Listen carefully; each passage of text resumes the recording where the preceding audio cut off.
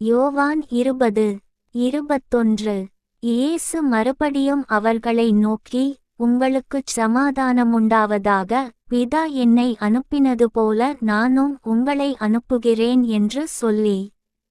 22. அவர்கள் மேல் ஊதி பரிசுத்த ஆவியைப் பெற்றுக்கொள்ளுங்கள். 23.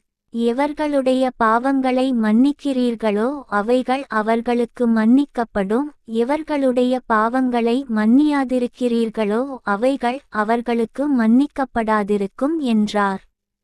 24. இயேசு வந்திருந்தபோது 12 ஒருவனாகிய திதிமு என்னப்பட்ட தோமா என்பவன் அவர்களுடனே கூட இருக்கவில்லை. 25. மற்ற சீஷர்கள், கர்த்தரைக் கண்டோம் என்று அவனுடனே சொன்னார்கள்.